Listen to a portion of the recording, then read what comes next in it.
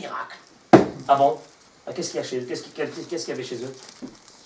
Rabbi Hanina ben Dosa, quand il voyait de l'huile qui s'allumait, il ne voyait pas la composition de l'huile qui fait que tel produit avec tel produit fait que ça devient inflammable. Il ne voyait pas ça, il voyait l'expression divine que de l'huile allume, il n'y a pas de nature. Il y a l'expression de Dieu qui dit que l'huile doit allumer. Donc à partir de ce moment, si l'expression de Dieu, elle est que l'huile doit allumer, s'il veut, Dieu, qu'est-ce qu'il fait aussi? Il dira au vinaigre d'allumer. Donc, ce qui fait que lui, en fait, il est en train de lui expliquer, ma chère fille, on n'a pas de miracle. Le miracle existe pour celui qui pense que le reste, qu'est-ce que c'est? C'est la nature. Donc à partir de ce moment, il va percevoir des fois dans sa vie quoi? Le miracle. Mais celui qui pense que tout ce qu'il a tous les jours, c'est... Il n'y a pas de nature. La nature n'existe pas. Le Yesod HaEmuna, il te dit le Ramban, c'est de faire entrer dans ta tête que la nature n'existe pas. Akadosh Baruch Hu l'a démontré au Béni Israël que le mot nature égale habitude. Mais le mot nature ne veut pas dire constance.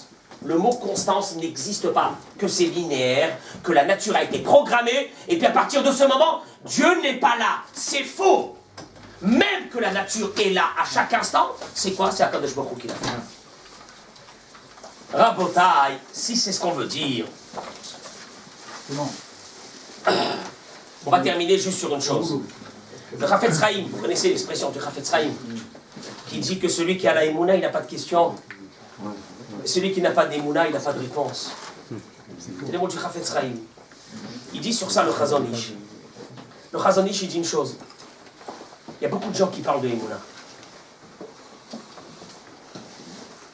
Qui n'a pas de émouna?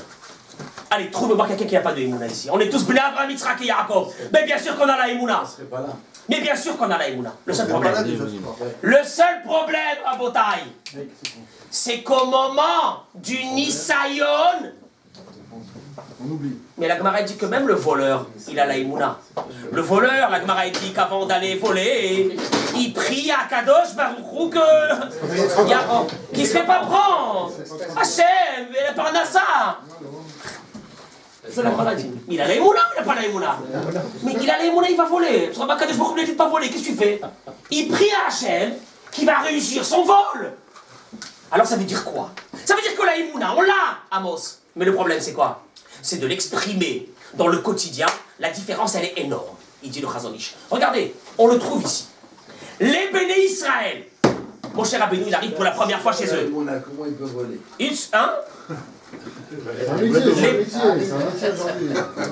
Les Béné Israël.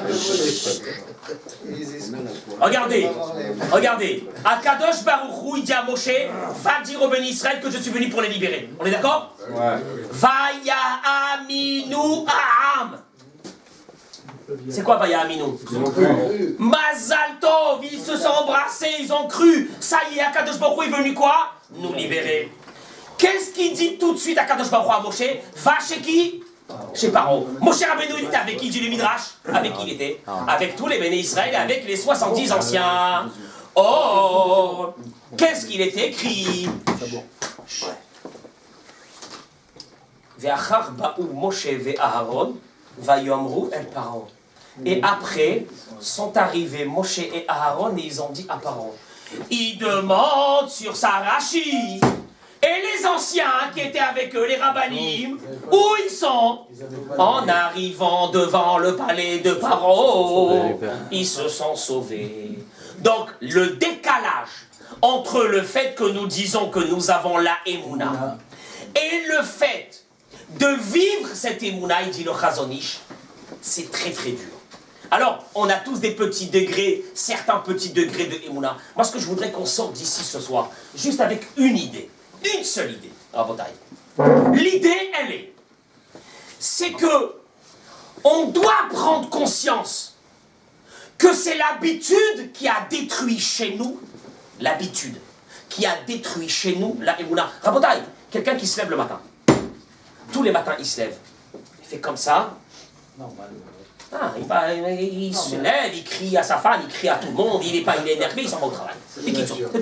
Ça, c'est la nature. Un homme, le Allénou, qui se lève un matin, il a une main paralysée. Un an.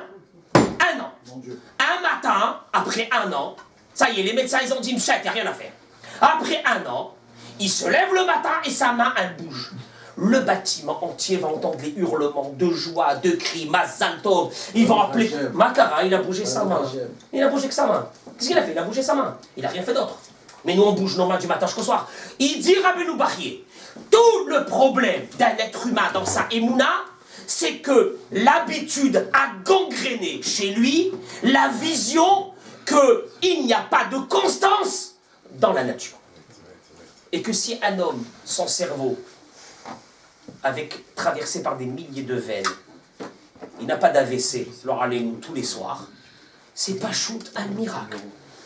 Et si on n'est pas conscient de ce miracle, alors, encore une fois, malheureusement, Akadosh Baruch Hu a mis Havaya, comme il dit le Ramban, seulement au moment de Yetziat Mitzrayim, où il leur a montré que le mot nature, il faut le prendre et le jeter à la poubelle. Le mot nature n'existe pas, il n'y avait plus de nature. Que des grenouilles ou des sauterelles veulent rentrer dans un four enflammé, c'est pas possible, c'est pas la nature, etc.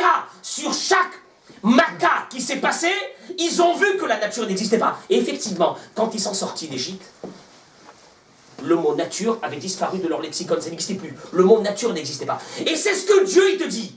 Les ma'an tiskor et yom tsetra meret mitzrayim kol yemei hayecha. Nitztavinu, te dit le Ramban. L'obligation qu'on a, c'est quoi? C'est de le faire perpétuer à nos enfants et aux enfants de nos enfants. Concrètement, ça veut dire quoi dans une journée? Tu te lèves le matin, en bonne santé, pas shoot, si on était normal, on devrait hurler. Tes enfants se lèvent, les hodot, les halel ou les shabeyach, le miracle. Parce que le fou, il pense qu'il y a une constance dans la nature. Quand est-ce que malheureusement, on se rend compte qu'il n'y a pas de constance? Ma bataille, j'ai juste une chose, j'ai dit ça en classe. Une classe d'élèves des jeunes filles. Et il y avait une jeune fille qui est un peu fatiguée, la pauvre, depuis quelques mois, quand je vois lui envoie une fois chez elle. Elle m'a dit, Rav, Béhémet, c'est un miracle ce que j'ai. Elle m'a dit, je dis, qu'est-ce que tu as? Elle m'a dit, ça fait 1 mois et demi que j'ai pas mal au ventre. Je sens ça comme un miracle. Nous voilà. Voilà le problème. Le problème, c'est que tu vas travailler le matin.